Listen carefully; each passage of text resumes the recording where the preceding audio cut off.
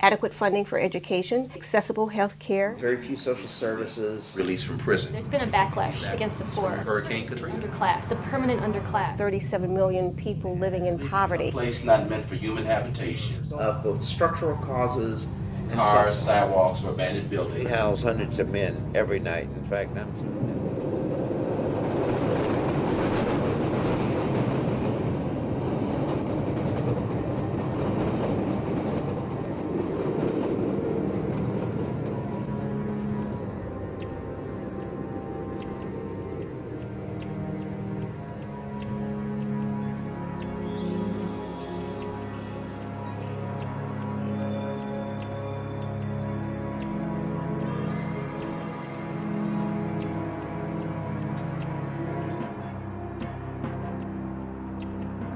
really can't blame them because they didn't know.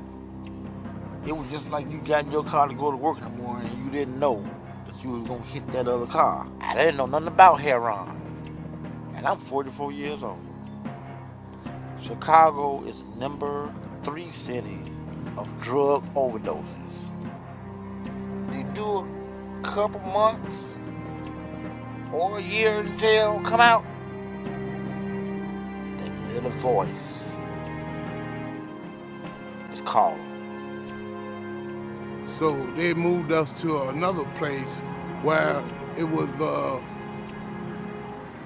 51, 52.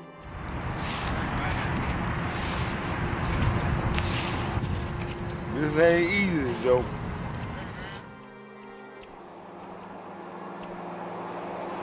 You want to see what really makes people crazy, homeless? I'm going to show you how easy it is to get it. What? Crack cocaine.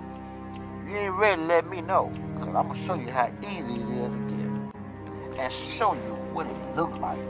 Because I don't understand their politics, and I don't agree with their priorities. Unfortunately, the cuts that are made, and without medical insurance, you cannot detox. ability to influence political discourse in this In other words, we don't have a Betty Ford Center in our communities. I consider that terrible. Halliburton making, and they call these subsidies. We bailed out United Airlines. Sentencing guidelines for people who use powdered cocaine. I don't think we've ever been real clear on what we're hoping to accomplish with incarceration. And one thing we clearly are not accomplishing is this idea of rehabilitation. It has often been called the Second City, referring to the second city that emerged from the Great Chicago Fire of 1871, leaving 90,000 individuals homeless. In present day, this same city has over 100,000 people who are stranded, homeless. Chicago's South Side makes up 60% of the city. The poverty rate is 40%. My name is Brian Schodorf. I am the director of the documentary you're watching. Through this film, I hope that you will obtain a better understanding of why and how individuals in this society are forced to live by these deprived conditions, clinging to an invisible support system.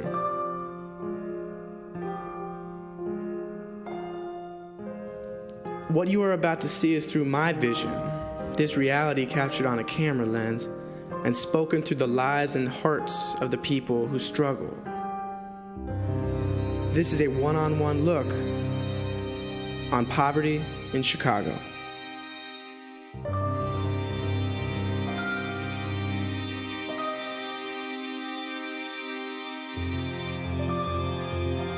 My name is Alonzo Wade. My name is Willie J. Wilson. Alan Gatlin.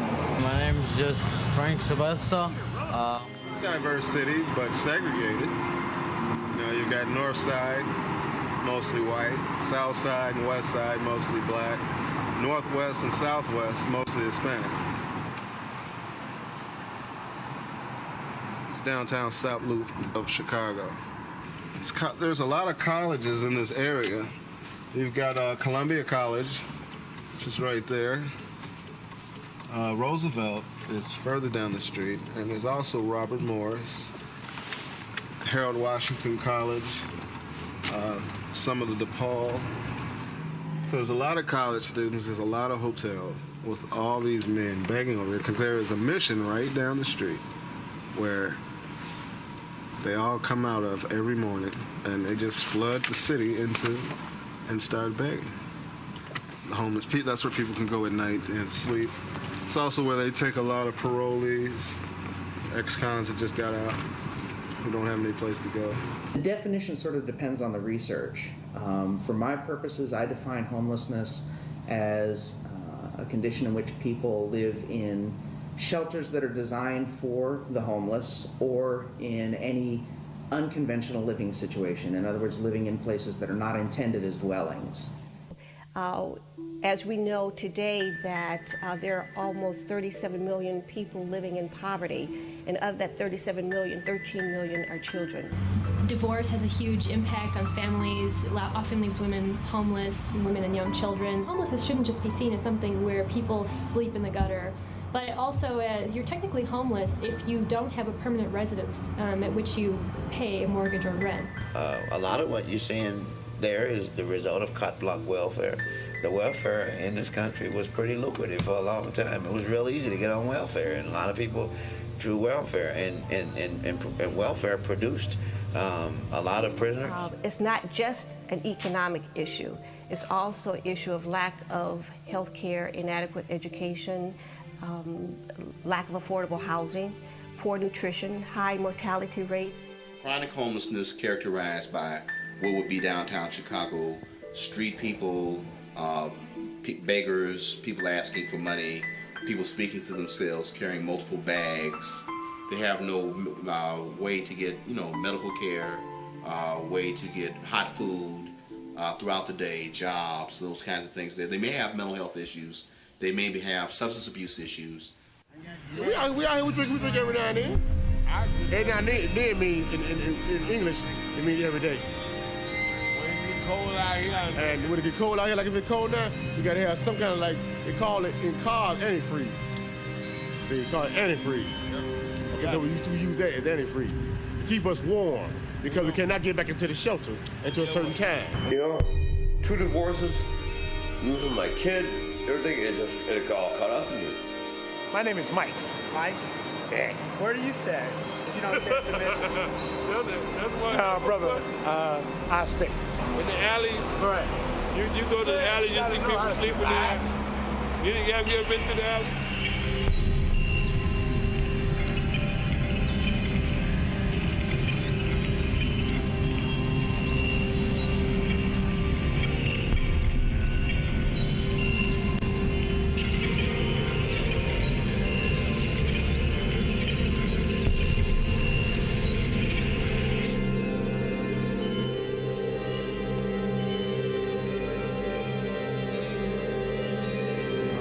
Electrical accident. Lost my leg and my arm. Cleaned off my mom's gutters and accidentally slipped. And I grabbed a hot wire to keep from falling while my foot was on the ladder, and it just went in one arm and came out my leg.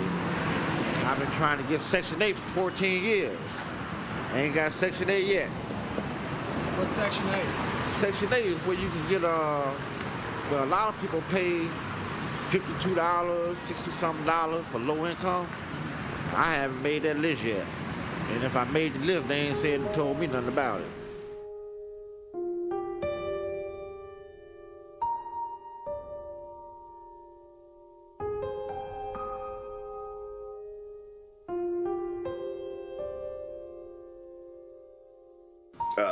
Terry Fields. I'm from 111th and Pulaski.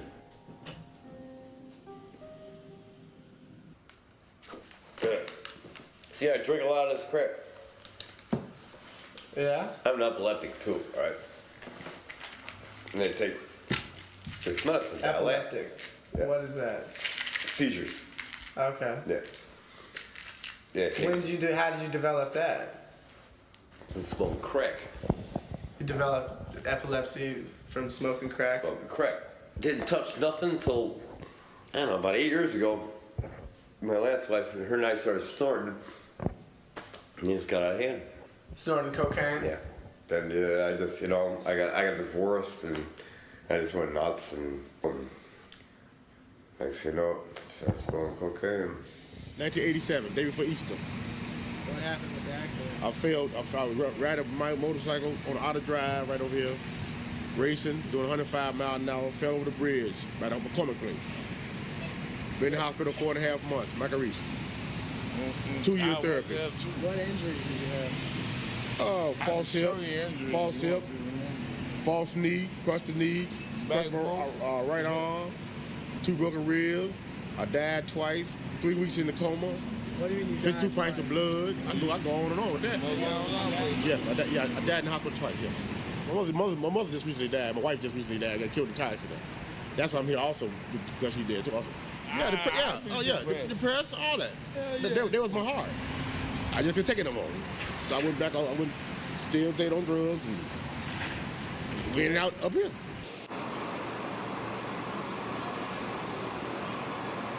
I was in the service and I got hurt and I couldn't get a job because I was handicapped.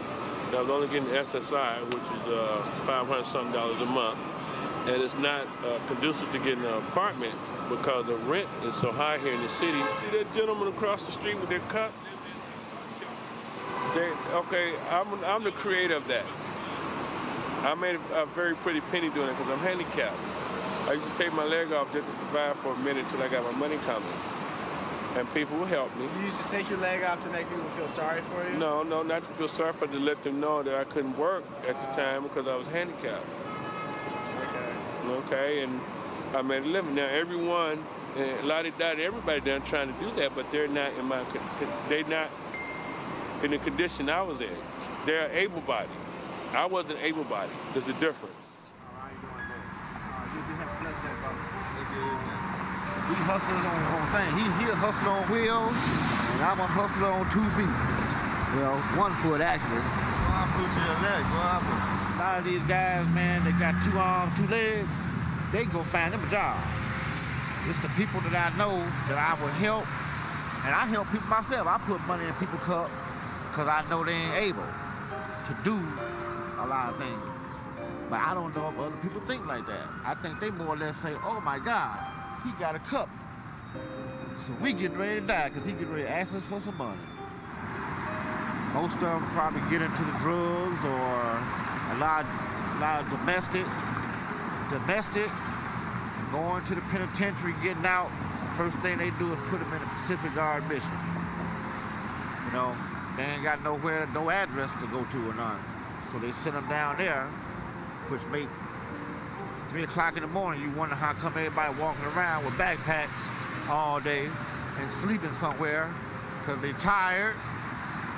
And I don't know, it's just, you can't go back home on a domestic. We were talking about the mission. Okay, the mission. You stay at the mission? Not anymore, I hate it. Why? But I used to. Why do you hate it? It's a good place. No, it's good to you, but you had to live there before you know what's good. You know, if you don't live there, you don't know. I guess that's true. You got to go to hell before you can know what it feels like to be in hell. Everyone talks about the shelters and everything. To really get an understanding of why some men do not live in the shelter, you have to go there and stay there a couple of nights and experience yourself. Yeah, just like, what's his name? What's my man's name? I know you're talking about the newsman. What's his name? Walter Jacobson. Walter. Yeah, Walter Jacobson? Walter Jacobson is my heart. That's my heart, baby. He came down here dressed like a bum. And he came out like a shiny rope. They said, you look like Walter Jacobson. Yeah. He said, no. He said, I don't know who this man is. And Walter came down. And Walter talked about the conditions that existed. That's what was so beautiful about him. He said, no. He said, immediately when I walked in, the first thing they got me, sees me, took me in the back when he said, well, I lost my job, XYZ and ABC, and they moved out of state. Said, oh no, that's not your reason for being homeless. You was a sinner, admit it. You was a dope fiend, a dope addict. You was a this. Walter said, no sir, boy, and Walter really wrote him up very nice. Have 1,000 men or more sometime at night. Sometimes it's county jail type action. They want to fight, rub up, be tough, and all this stuff. And I would suggest you go there one night. Just come in there as a new guest, and just see how things go. And then you would understand why many guys would not want to stay there. Well, our central purpose is to preach the gospel of Christ, which we've done now for just slightly over 128 years. In fact, as the missions chaplain, I also am a convert of the mission. We are not a social organization, but we are fishers of men, and any fisher has to have bait. So the social services that we provide is literally bait for the people coming in. Now, this is our clinic area that we're getting ready to walk through right now. Yes, and we provide free dental, medical services for all of the guys here at Pacific Eye Mission.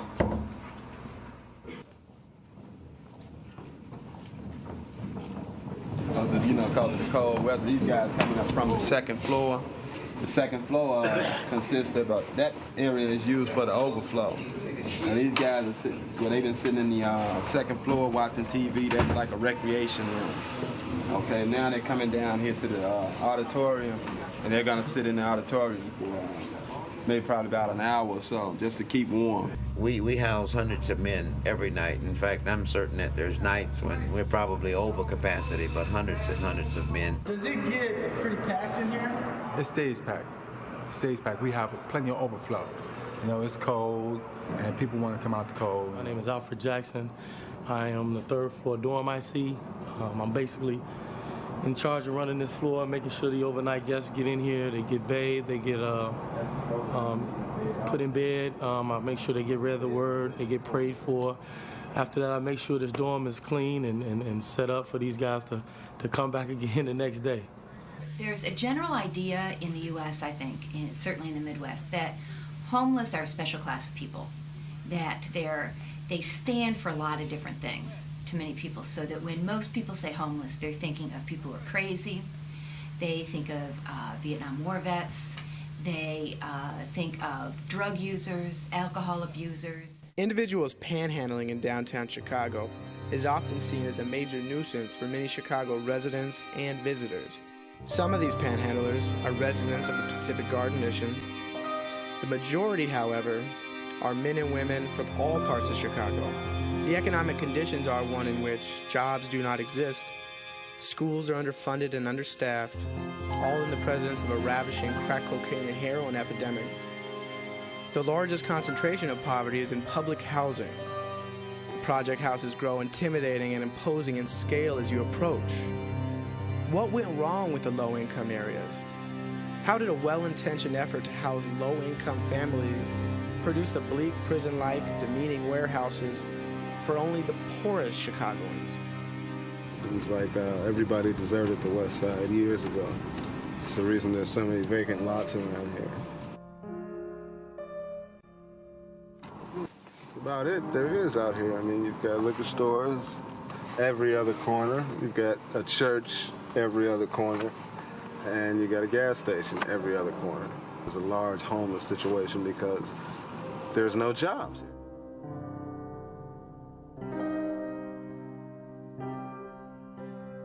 Drug trade over here is very large. You have people coming from all around Chicago to come to the West Side to cop their dope. When I say dope, I mean heroin. Crack is rock. Crack is cocaine. You can walk up on almost any corner out here and ask somebody where they can find whatever you're looking for. Somebody's gonna put you in the right direction.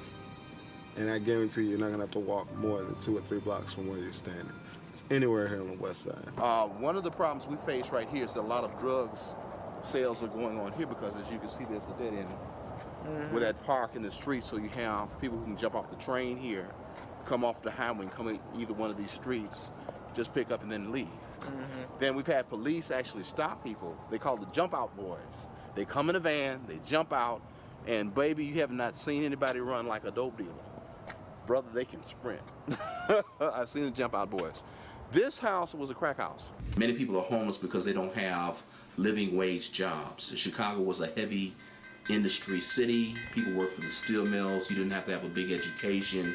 You could make a livable wage by working at a steel mill, a stockyard, working for the transit company, working for a variety of industries now that no longer have a place in Chicago. And so what happens is there's been a huge loss of jobs. Most of the people who are on the street are probably not skilled or even if they are skilled, don't have an education. Many of the people on the street are recently been released from prison. Mm-hmm. And so if you have a felony, obviously you cannot work in many of the industries in the city of Chicago.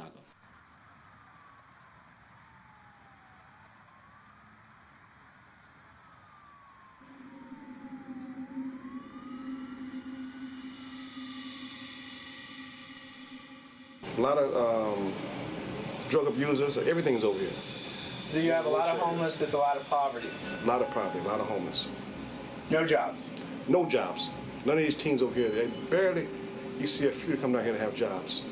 Keeping a fair number of people unemployed means that you can keep wages suppressed. When you talk about areas that are blighted, areas that suffer from what's known as hypersegregation, and these areas are so economically depressed that there are no jobs. You know, young people who grow up in these areas, you know, they have limited access to good schools, to, you know, decent materials, good teachers.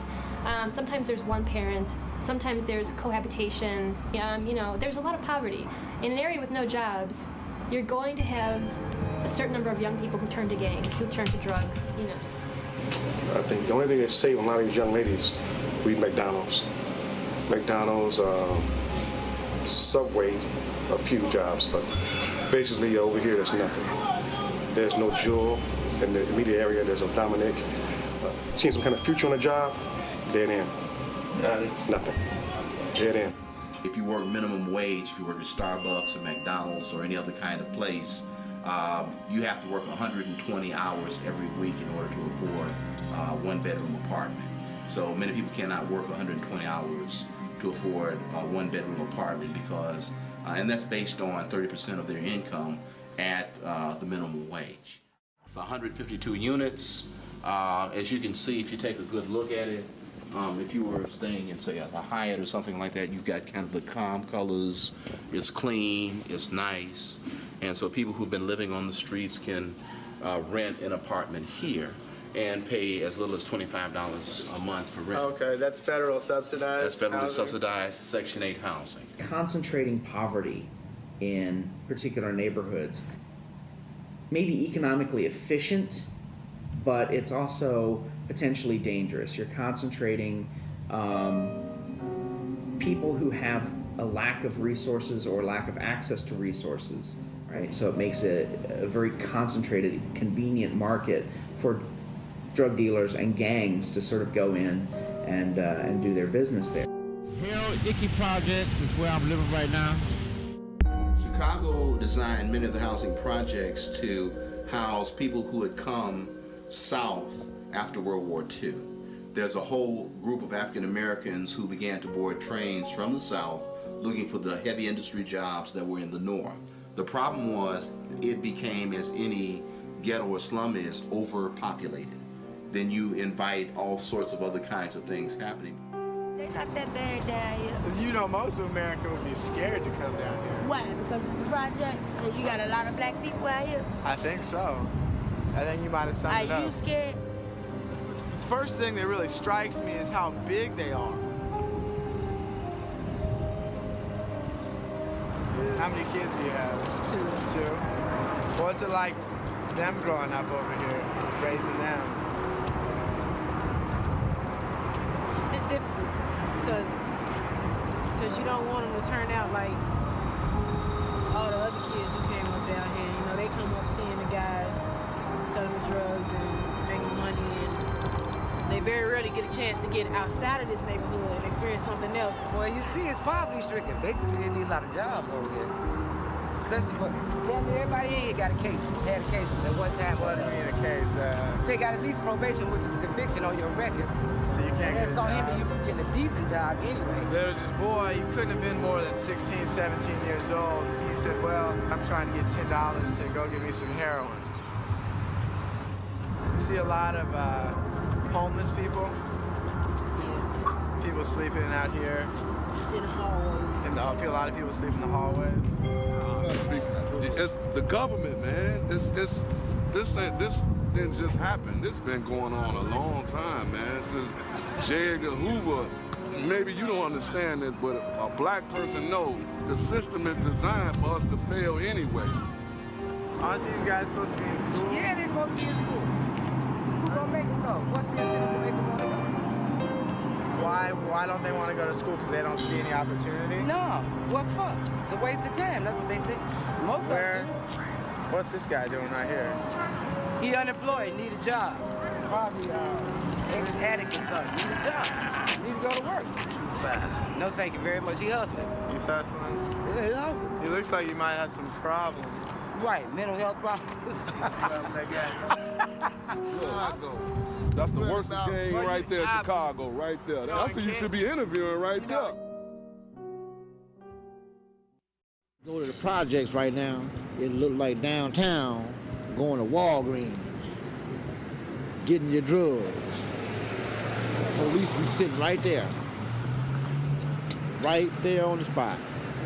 And sometimes he doesn't do anything? A lot of times they don't do nothing, except for last week. Last week they went and took everybody to jail.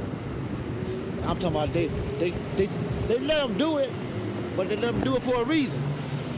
When they come with that list, and your name on that list, you gone. You ever heard of Eye in the Sky? You ever never heard of Eye in the Sky? It's a police camera on a light pole that blink all night like a police car. It's dressed up like a police, same color. With a flashing light on the top that flash blue. Box about this big, about that wide. And it's got all day, all night long. So there's a camera that watches. They don't care. They just gonna do it anyway. If I go down there, I go get drugs all day long if I want to. Drug plays a major role in dehumanizing people, and what it does is it narcotizes people and lulls them into a false sleep. And so you don't want people who are using drugs aren't really interested in organizing politically to answer solutions. They're doing drugs. Cocaine is the main problem I got. Drugs, period, will f my life up. Is that present today? Present, past, and future. I'm telling you, drugs, you don't know what drugs do to people. Is it ever a situation where it's not the drugs? No, it's always the drug. If you got money, you're going to spend some money on some drugs. And get what? You ain't got to spend no money on drugs. You can also get it on credit. Because get what? The credit man will be there for your check day. Look around, you see all these people out here. Look and see. That's what drugs do to them. Look and see. They will have you sleeping on the ground. And you get out, but you sleep on the ground. Lose everything. Ooh, you know, one bag of your life up.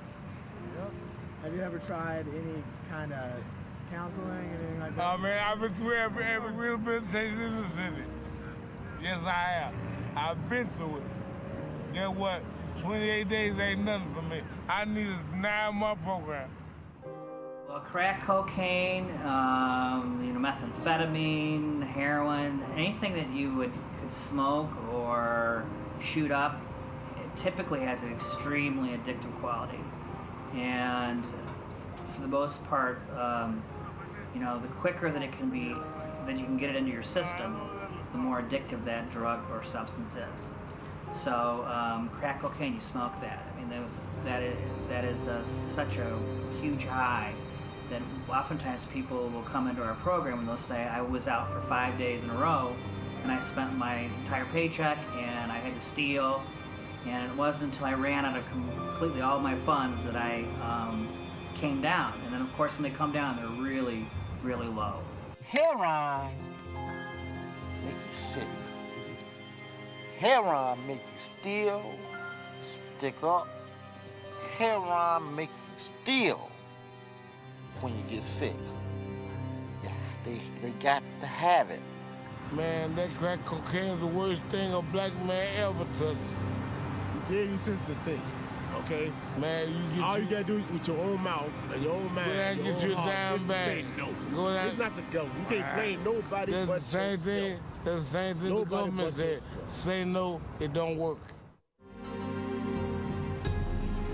Receiving drug treatment is becoming increasingly more difficult for addicts. Without proper medical insurance, nearly impossible.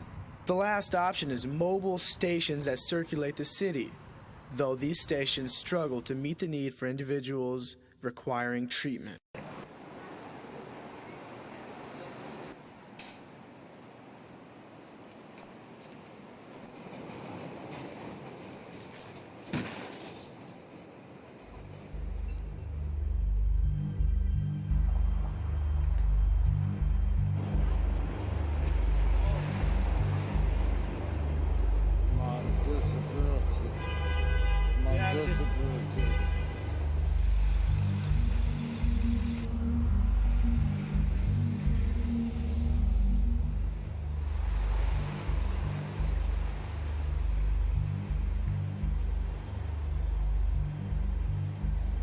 There's been a backlash against the poor, and this has been documented by sociologists. We've looked at the poor, and the term is the underclass, the permanent underclass. It's a term coined, I think, in the late 70s by Oscar Lewis, and it referred to the group of people, largely in urban areas, who are permanently unemployed, as it's been termed.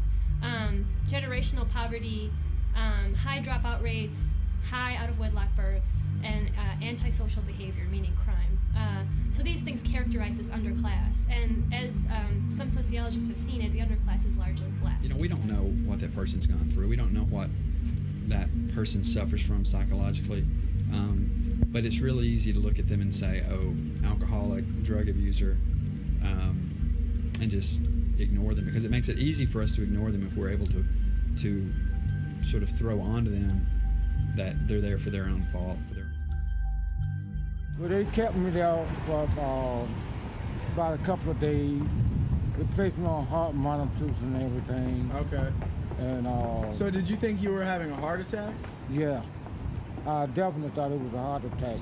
But the final analysis was that something was wrong with one of my valves in my left ventricular valve. Anterior valve. Yeah. This is a real common thing that all societies do. You've always got to mark somebody as the outsider, the marginalized, someone who's not you. And you define them only in terms of the ways in which they're not you. The problem is that in the absence of any real comprehensive understanding of the various kinds of homelessness, what tend to take over are frames, particular stories being cast in particular ways. The example of what we don't want to be. The example of what could happen to us if we don't do the right thing. You know, why would you look at somebody laying on the ground, having some problems or complications with their body or whatever, and just walk right by them? People do that. It don't make sense, but they do it. I didn't grow up like that. Oh, I was about 3 or 4 hours. You were stumbling around, about to have a heart attack in 3 or 4 hours. 3 or 4 hours. Because you're from Louisiana, right? Yeah. You're in New Orleans. Yeah, you remember. You got a couple sisters down there? Yeah, I got 3 sisters. I said, you remember me? I remember you. You know what? Alan Gatlin. Right. I didn't know what you. You just told me my name, where I'm from, and everything. And that shocked me. No. You the first one. I'm the first person. The first person. Yeah, we have taught ourselves basically to ignore the homeless. And I think that's, frankly, a relatively recent phenomenon. I think homelessness in the past 20 years, urban homelessness has really grown, and our ability to ignore it has really evolved.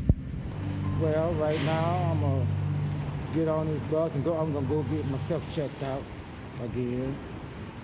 And hopefully I'll be able to see another day and see you again, Brian. All right, Brian. Drugs just make you want it and want it and want it and want it. It's like it ain't no end. Pretty soon, I ain't gonna tell you, I'm gonna show you. You're gonna see it live. Like I said, we're gonna see it from a distance. Or you're gonna see it live.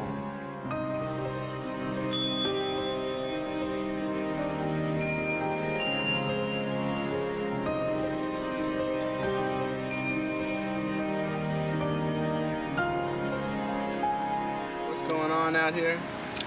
People coming from getting dope or rock. People going to get dope or rock. All these people basically just walking. That's what it is. Still amazes me that people come from the north side, the west side, and the south side, straight to the Dearborns or straight to the Ickies to get their stuff. Because from what I hear, they got the best stuff. But people come from everywhere just to get over here. Right here, real heavy. Real heavy. All right, see all this here? That's all dope dealers, gangbangers, heroin, and everything.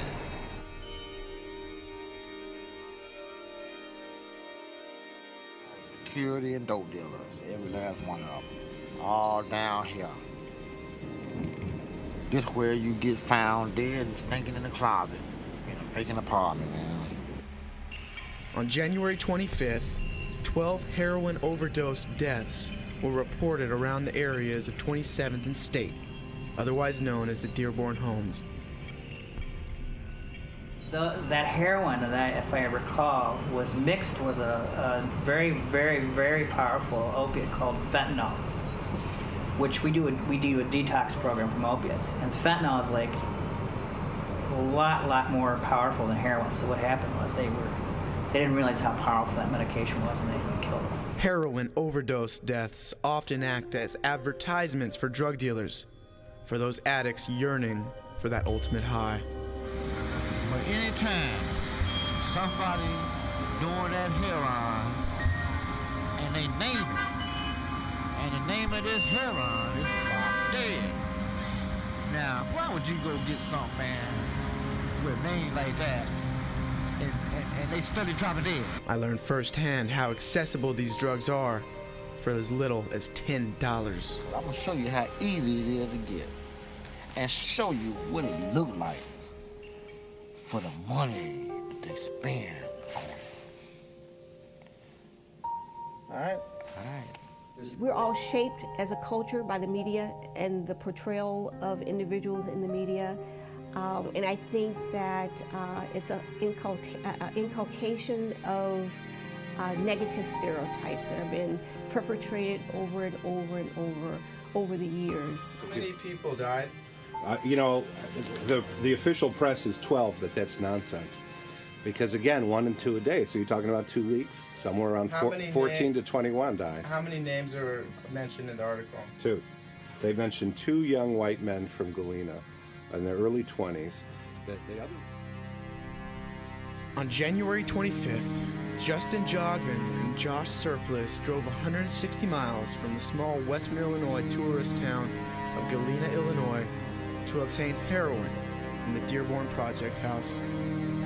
Areas like this act as suppliers of heroin and crack cocaine for much of Illinois. The young men shot up heroin on their way out of town. They were found dead on the Eisenhower Expressway, one with the needle stuck in his arm.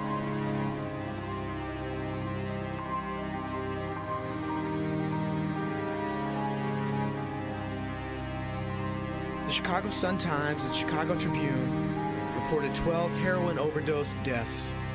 Only the names of Justin Jogman and Josh Surplus were mentioned in the press. The local and national media did not feel it was necessary to release all the names of the victims. In a neighborhood populated by 90% African American, why did they not deserve to be known?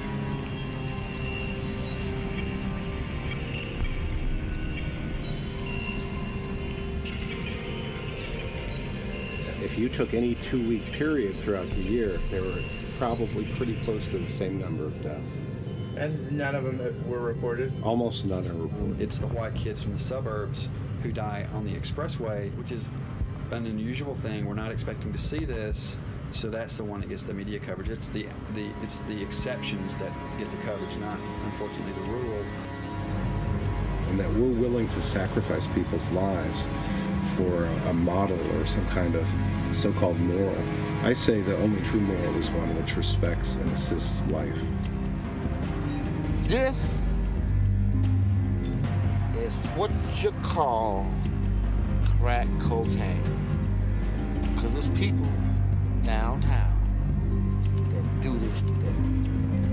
Scared to come down here. I can go get it for them and make $40, $50 off of one little old bag. But I elect not to. What kind of people? All kind. Black, white, yellow, Mexican, brown. Ooh, Middle man. class? All kind. All kind. People. Just people. You'd be amazed. You'd be surprised. How old are you? I'll be 50 April 2nd. I've been out here 25. It scares you even think about like that. How long have you been out here? I've been on and off for about a year. Homeless? I've been homeless for about 6 months. I was trying to get a teaching degree in history, and I screwed that up like I screwed my whole life up. Life is hard. We know that. You know, problems. You know, see, the funny thing about it is, but it's important how we deal with the problem. I was fine up to 10 years ago when I divorced my second wife. I just don't want people to just downcast me like, oh, I'm just a nobody. Because I am somebody. Climbed the pole to get some copper wire off of it. And when I got up there, I heard electricity going through the wire. But every time I turn around and take one step forward, I get hit in the head and knock 2 steps back. So now I'm trying to walk forward again. Collecting stuff from garbage. It's a hard thing, you know. You can find a TV or you can find a VCR. You know. When I slipped, first thing I did was grab the wire. That's the only thing I could grab. Just because a person's on the streets, it doesn't mean that they're crazy. It doesn't mean that they're... One of my parents come from California, Compton, California. My dad come from, what is that, Liverpool, Mississippi. I don't know how they met. That's crazy to me. But they finally hooked up and produced 7 kids. Like this here. Lord, somebody, here I come.